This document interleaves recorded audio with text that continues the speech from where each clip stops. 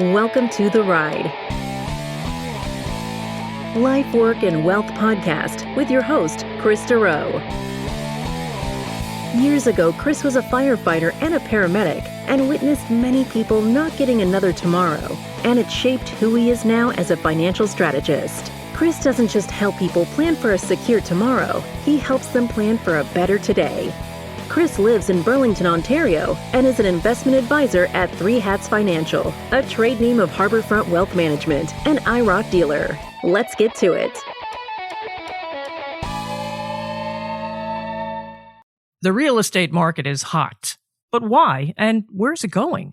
That and more in this episode of The Ride, Life, Work, and Wealth. Kris Dureau of Three Hats Financial has a great guest to discuss the state of real estate. Krystal Lee Moore is an agent with a background in both education and law, fluency in English and French, and more than 20 years' experience in customer relations. I'm Patrice Sikora. And Kris, I'm very excited to hear what Krystal has to share, so please, let's get going. Thanks, Patrice. Well, thank you, Krystal, so much for coming on today's show. It's going to be a pleasure to have you. I've been wanting to get a real estate agent on here for a bit because obviously this is on a lot of people's minds with how crazy the market is. And right now I know how busy you are, so I really appreciate you carving some time out of your Friday for us today. What I will start with is to just listeners, I always like to give them an idea of how I know the guests. So I'll start by just saying how I met Krystal was we had met last fall, since we were each one of the 10 entrepreneurs that was selected to be co-authors of a book called SOAR, which is about transformational stories of strategy, soul, and sensational results in business is on the title of the book. The book is a compilation of successful entrepreneurs just going over their hurdles and successes and all the steps in between. And I was a little shocked because it was fun doing it and all of that. But then in the first week launching it was like the #1 bestseller and hot new release. And it was actually even number 6 in the overall category of business books. So I was quite surprised about that. And if anyone's interested, you can just simply get that on Amazon. Anyways, thanks for coming on the show, Krystal. And why don't you just fill the listeners in a little bit more about yourself, like what area you're in and everything else. Sounds great. Well, thank you so much, Kris, for having me on the podcast. And as Patrice said, so yes, my name is Krystal Lee Moore, and I'm a real estate broker with LePage Triland in London, Ontario. I've been a real estate agent, a real estate professional for 10 years. And I was very excited to be in the SOAR book with you and other authors, and equally impressed with its performance. And yes, excited to talk about the crazy real estate market in 2021. Yeah, it's the last time when you and I were chatting before, the last time I remember this many people, obviously I talked to a lot of clients in a day, mentioning real estate or what their neighbors sold down the street or what their family members sold for was back in 2016. So it's been a few years since I've had this many people in my circle anyways, talking about real estate. And it's obviously it's on everyone's mind. It's all over the media. So what's going on that's causing this? Like I know inventory levels are supposedly low, but can you just explain to the listeners like what's fueling this? Absolutely. So we've noticed there are 3 key factors that are driving the market the way it is right now. We are in a housing shortage, but we've been in a housing shortage for several years. So that part of it hasn't really changed. The really big factors that have changed things lately are COVID-19 and low interest rates. So when COVID happened, there was about, I'd say, a month or so when the real estate market just sort of stopped. And it didn't stop because demand stopped. It stopped because, just like every other industry in the world, we had no idea what to do. Everything just stopped, stay home. That's that. We were still deemed an essential service, though. And while volume went down, prices didn't go down. So that was something that we paid very close attention to.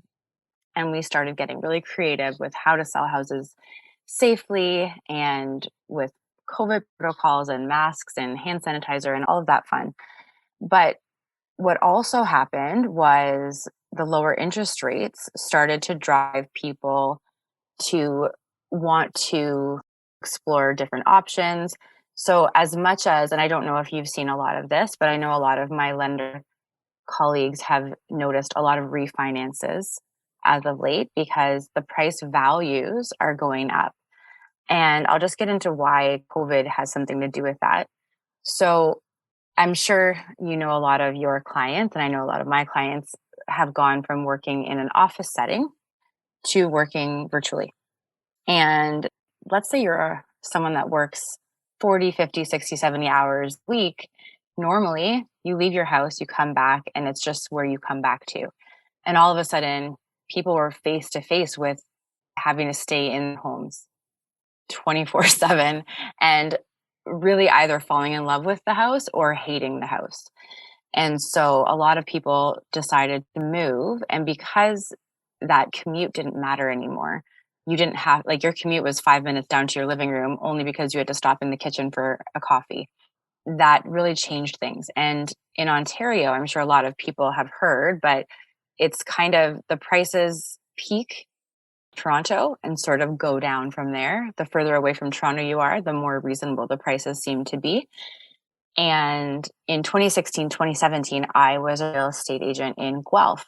And Guelph, Ontario is about 45 minutes west of Toronto.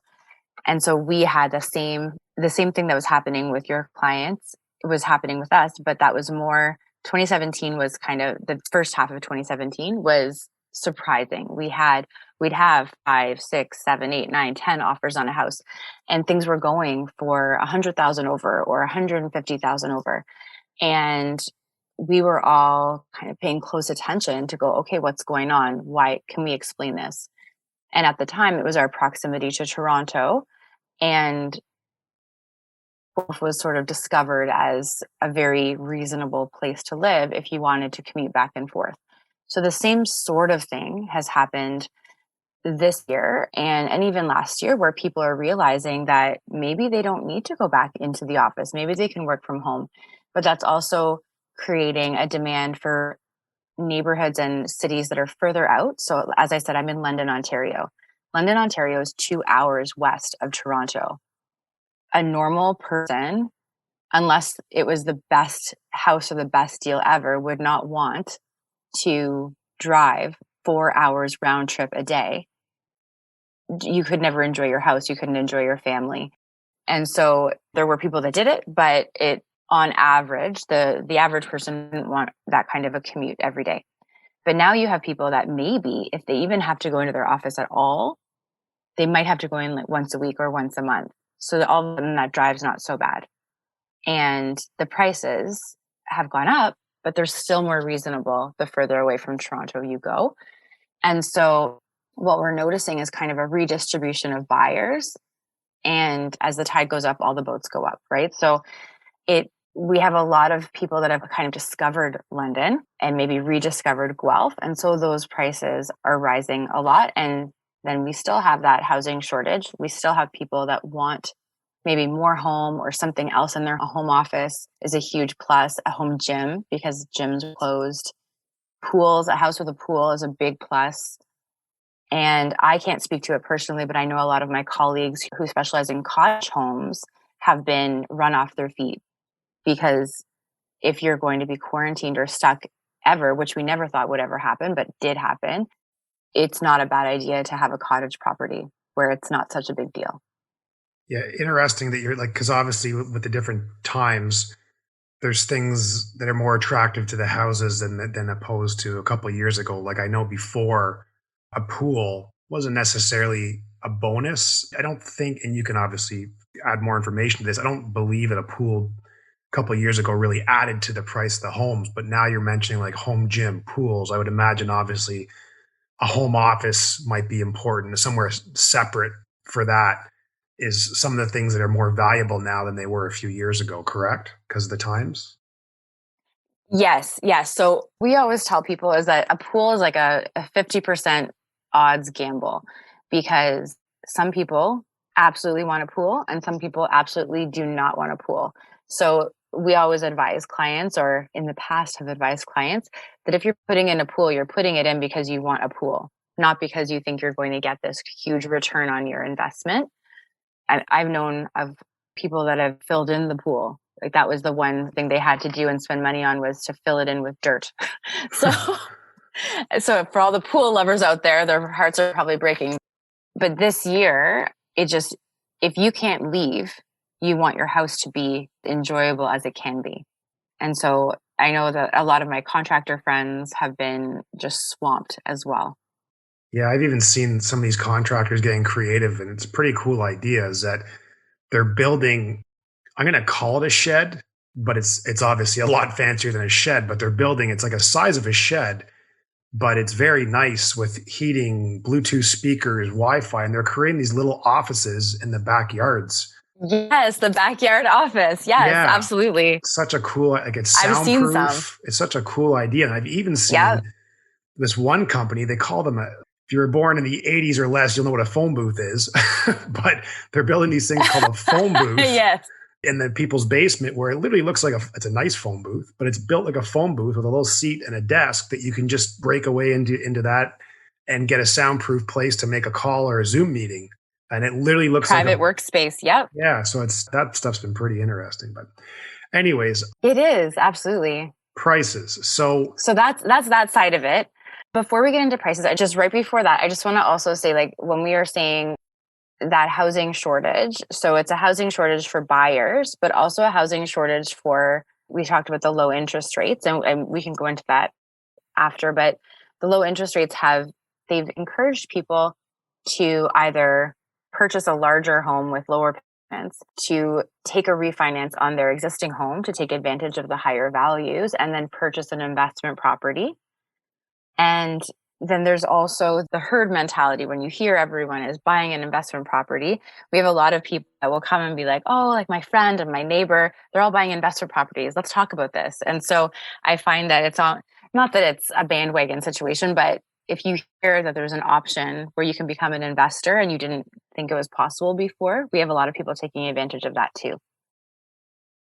yeah, I bet, especially I've been reading a couple articles on that where they expect obviously rent to potentially increase down the road just because of inventory shortage, new home sales possibly delayed longer than usual because of a shortage of building materials.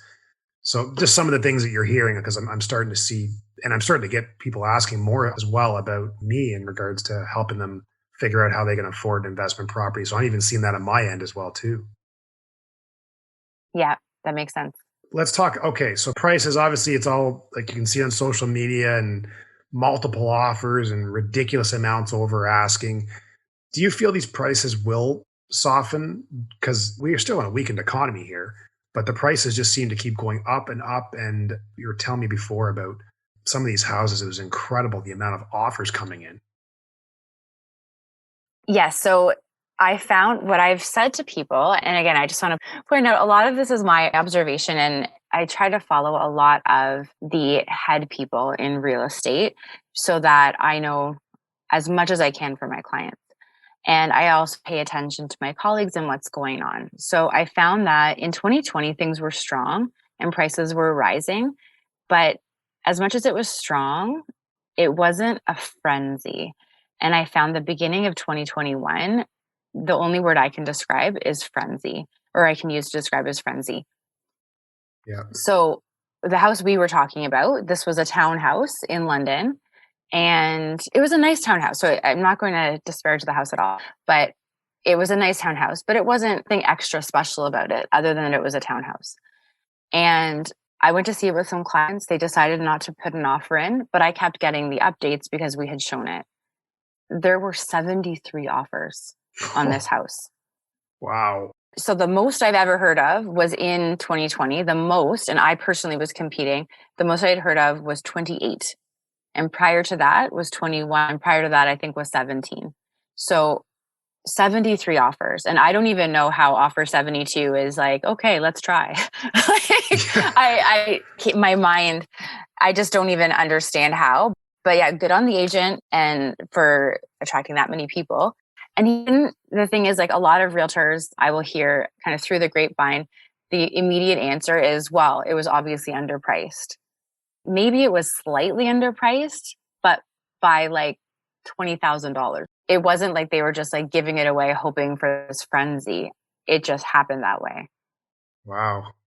So then do you feel that will change Because people are asking, do I sell right now or do I hold off because I have that luxury? And some people are like, no, we've been hearing real estate's going to crash for decades, which it never really has.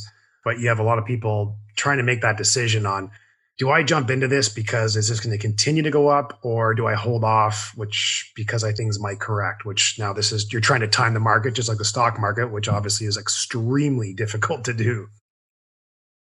It is. And so I'll just go back to my experience in 2016, 2017. In 2017, so again, I pay attention to my colleagues. I listen very carefully to the people that run the real estate business in our company and everything. And in 2017, things were just flying. Things were going. And then it was one of my colleagues in Toronto, and it was the beginning of May 2017. And he posted, almost like in disbelief, that he had an offer presentation for a condo in Toronto and nobody came. And I remember, and he was shocked, and I was like, oh, wow, that's weird. Like, this is like where there's usually at the time there was like lineups around the block and there was no problem. No one came. And I thought, okay. And I believe it was right around the time that there were new restrictions placed on buyers.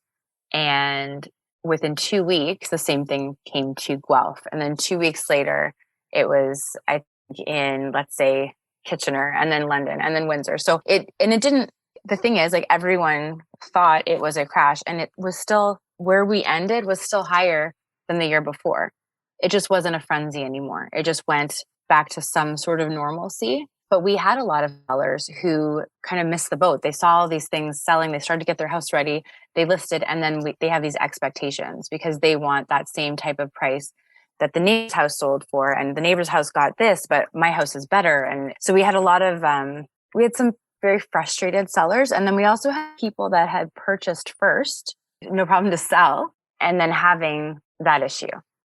Yeah, I heard a couple examples of that going and buying, and then they assume their house is going to go for so much, no problem. They go buy, and then they now go list, and it's way less than what they had originally thought, and plan the mortgage around that and everything else.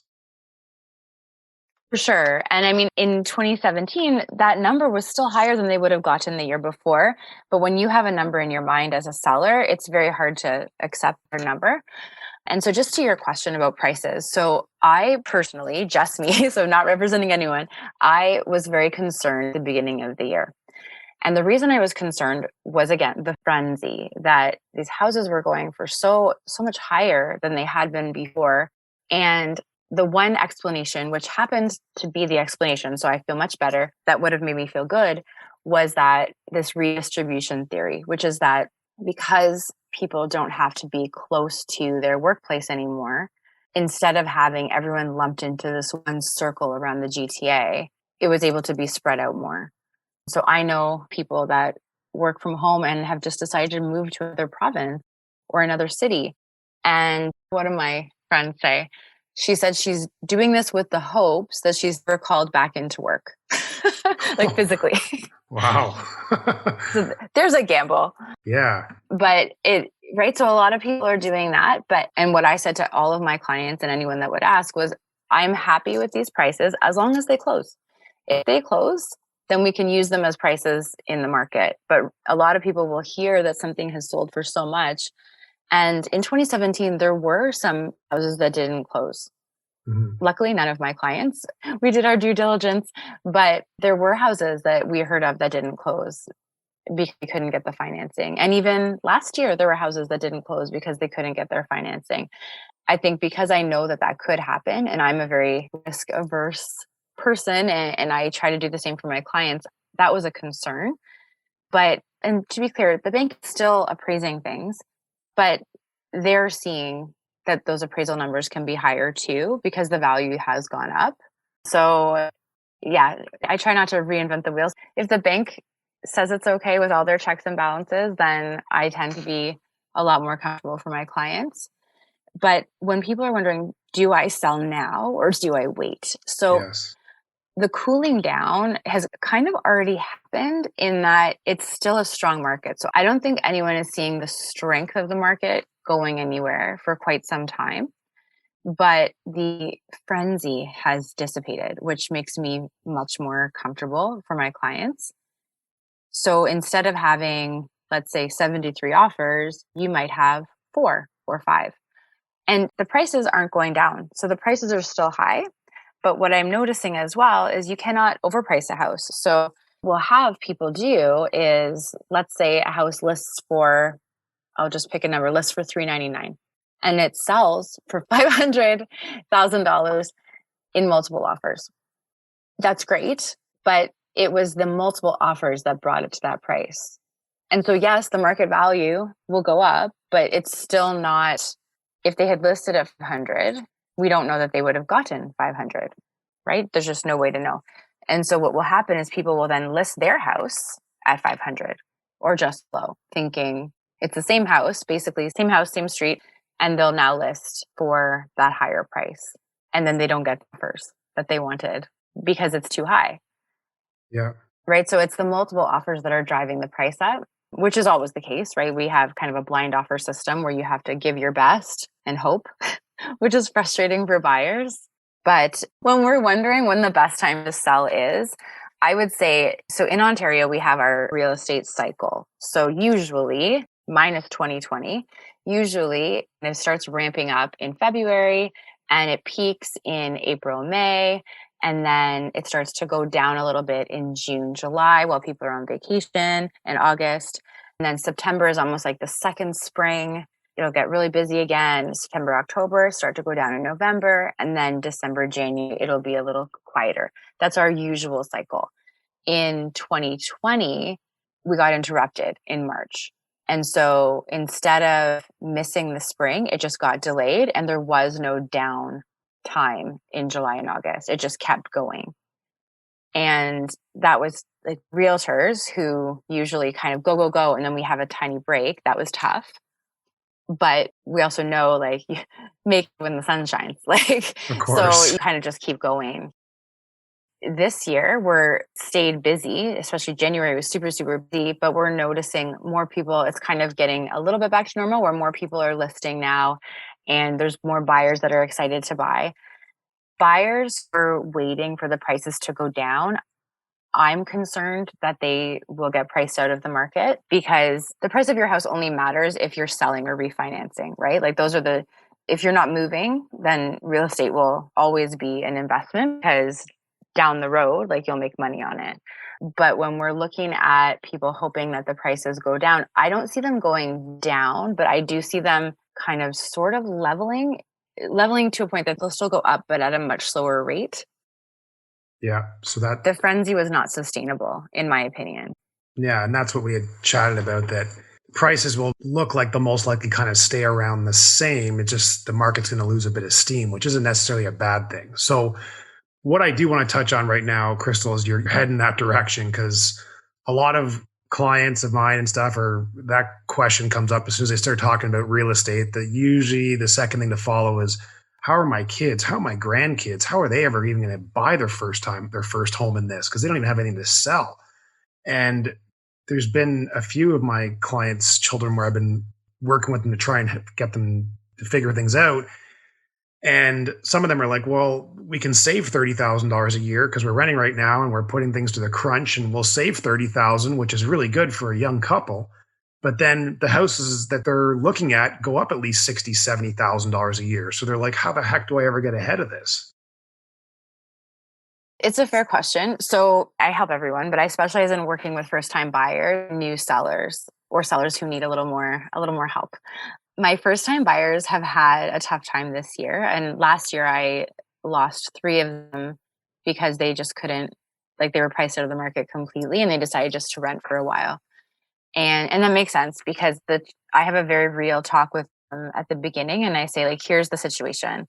In this market, we may, on average, people are putting in 3 to 12 offers before they get a house. And it takes its toll. It really does. Because on the one hand, you want to fall in love with a house so that it's going to be your first home. It's exciting. It's an emotional decision. It shouldn't be an emotional decision, but it is. And you finally decide you're going to put an offer in, you're going to take that step. And then so do 20 other people. And it's not happening. do that enough times and you're just like, I don't even care as long as it has a door. And so, right? Yeah. And it's tough. And so what we tell them is, number one, have everything in order before you start. So start saving, find out about different programs. Like I know the government has the first time buyer program. Not everyone wants to do it. Not everyone can do it, but it's something to look at. There's the first time buyer RRSP Yeah. option where you can take your RRSPs and put that as part of your down payment. And then as far as just being realistic, the biggest hurdle for first time buyers right now, I think are all these TV shows. So it's great to see Love It or Listed, and my apologies to the entire industry of home television shows. I don't watch them, but I know a lot of people that do, especially clients, and they see these gorgeous homes, or they'll look at Pinterest and they'll see these amazing things. And it's almost lost on them that your first house isn't going to be that house unless you can find a lot more money. So I don't know what your first house looked like, but I know for mine, we had to borrow cottage furniture from a friend's parents because we spent our money on the house, and our basement and our dining room had their sunroom furniture in it for a year. Yeah, I think that's pretty standard. That's pretty standard. It was, absolutely. But right now you have people that's not okay. Like, it's like, well, do we want to spend 20 years here? Where will we leave to the grandkids? And it's just, that's the biggest thing, is to say, like, listen, we want you in the market. We want you to like the house for sure, but you're building equity. You want to think of it as a big piggy bank. And so everyone hates moving, but unless you can find more money, your first house is a first house. And it's tough because the first time buyers are dealing with mortgages, and mortgages, especially with the concern of people not having jobs or not being able to pay for things, you need to make sure that your offer isn't higher than they can pay, right? So there will be an appraisal that comes into it. And so we're kind of encouraged, we don't want to pick a price for somebody, but I'll give them a range of where I think an appraiser would look and say, here's your range. And then we kind of make a decision and we say, like, if it's higher than this, and if you can come up with extra money, that's great. But if you can't, this is kind of your line where on closing day, you can actually pay for it. And unfortunately, with all the multiple offers and investors and people who's from out of town who have larger pocketbooks, they're being bumped out. So we have to get creative for the buyers. And I've successfully gotten 3 in this market just in this year. I think I've written like 35 offers this year. My sellers are great, but my buyers, I feel for them because it's offer after offer after offer, and it's tough. Yeah, no, that's good point about the first house, and it's not going to be as glamorous as they had hoped, and just to try and get in, because sitting back, like I had mentioned for that one couple I was trying to help, the prices are just going up too much per year. They can't even keep pace with their savings, not even close. So like you said, they have to jump into that first piggy bank, and it may not look like what they want, but they got to get in. Yeah, exactly. Because once you have a house and you have that equity, it's a whole different ballgame.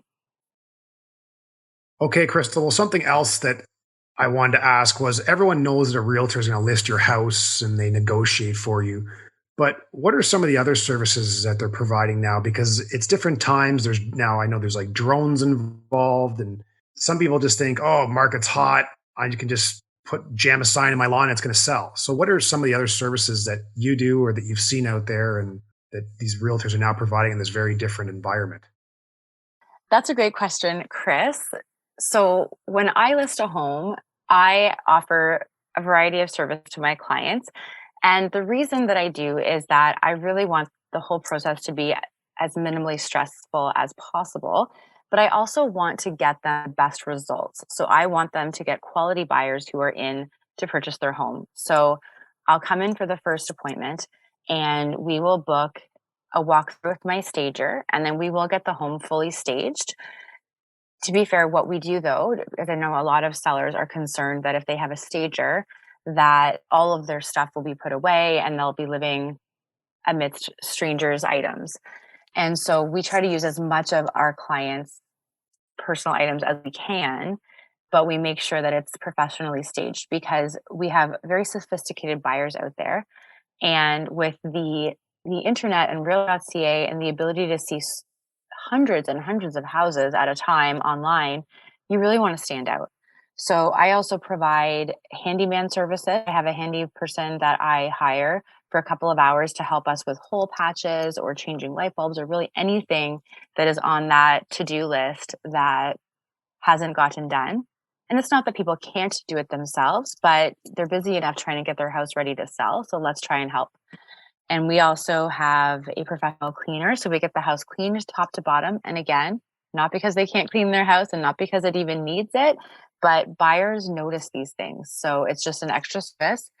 And then we always get professional photos. But what we've been doing since last year are getting the professional video and the floor plans. So a lot of people, especially in 2020, they want to buy and people want to sell, but COVID-19 has been a real concern. So realistically, we don't want anyone inside a house unless they're almost positive that they want to buy it. It doesn't mean they have to buy it, but almost positive they would buy it. So we don't want people coming into someone's home and saying, oh, I didn't realize the layout was like this. Or, oh, there's only 2 bedrooms. I wanted 3. We want people to say, okay, I'll let these people in my home. We do the COVID disclosure. We make sure everyone's wearing masks, hand sanitizer, all of that. We really want to minimize that risk. So the floor plans really help because as much as I don't know if you've ever looked at house photos online, it's hard to figure out where everything is. So we have the floor plans, and then a lot of the times now they're interactive. So you can you click on the dot, you can see the whole room, and it's great. And then drone footage is I have seen many people do drone footage.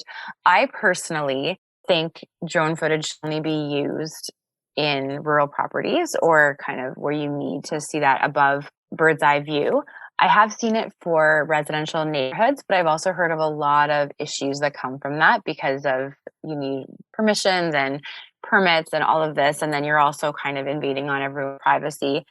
And then I've also had people that came to me because their house couldn't sell and they had a drone photo, but the property was less than an acre. So the drone photo made it seem like a rural property with rolling hills. And really, it was just a really nice house on a small lot. So we listed it. We did not put drone footage and we sold it in multiple offers for them. So it really depends. I think it's a judgment call. So they can look great. Sometimes really it's anything that will just make it pop. Like I tend to use, my photographer does twilight photos. So I don't know if you've seen, they're done at night and you see the lights on in the house. It just pops because when we're competing online. So we want, if people get almost in a daze going listing after listing after listing, we want ours to pop. Because in this market, if you price your house right, sure, of course it'll sell. It will definitely sell. But you don't know that you're getting the most for your house. You're getting it in multiple offers. So you want to make sure that you have a professional who knows how to do that and how to make sure that you get them. And then you also want to make sure the house closes. So the good part about having agents on both sides is that the buyers are qualified. So you're having buyers who have been pre-approved. You have buyers. I speak to all of the agents who bring offers for my clients' properties, and I have questions. I want to know where their financing is coming from, because when we have these multiple offers, it's great. So $100,000 over our list price. Amazing. How are they paying for it? Where have they been pre-approved? Are they selling a home? Like, where is it coming from? Because you don't ever want a situation where you have to go back to your sellers and say, oh, I know we thought your house was sold, but oh, by the way, it's not. Okay. Well, yeah. So I think those are the basic services. Yeah, no, that's great, Kris. And there's what a difference. Like I'm always looking at real estate. I'm always interested in it. And it's just what a long way they've come compared to the little glossy brochures we used to pick off the counter of the house compared to what you can see online now. So yeah, it's pretty incredible with the technology. But anyways, Krystal, that was absolutely awesome. Thank you so much for coming on the show today and giving my listeners an update and all the tips and that. That was fantastic. So for listeners, if they have any questions or they're looking to buy or sell a house in the London or Guelph area, how do they best get a hold of you? If people would like to reach me, you can go to my website at www.krystalleemore.ca, Instagram at Your Home Sweet Home 519 Realtor, or Facebook at Krystal Moore Real Estate Sales. And that is Krystal Lee Moore and, of course, Kris Dureau. Folks, I want to thank you very much. I have a feeling a lot of people are going to be taking a new look at their home. Subscribe to this podcast, The Ride, Life, Work, and Wealth, and get the latest from Kris Dureau. You can also share with friends and colleagues. I'm Patrice Sikora, and let's talk again later.